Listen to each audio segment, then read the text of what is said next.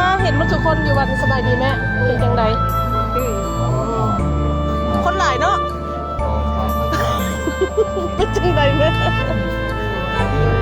อยู่ดีมีแฮงฮัลโหลสบายดีฮัลโหล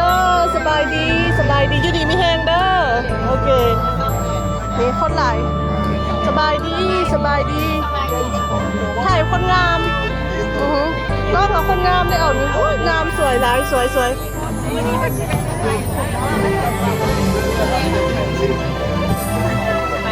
ฮัลโหลสบายดีพ่อน้อยฮัลโหลสบายดีเป็นจังไหนอยู่ดีมีแห้งอยู่บ่โดยยิ้มเด้อเพราะว่าออก Facebook ได้ออก YouTube นี่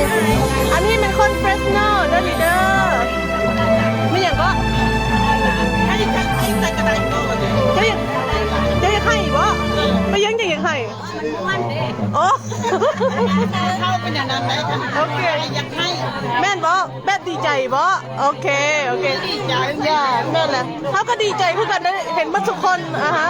อันนี้บ่แม่นแต่ไทยเฟรชโน่นี่แม่นพี่น้องเขาแท้ๆเลยนี่ป้าเฮาน้าสาวแม่เสี่ยวมีมัดแถวนี่พี่น้องอ่ะนะพี่น้องฟังไป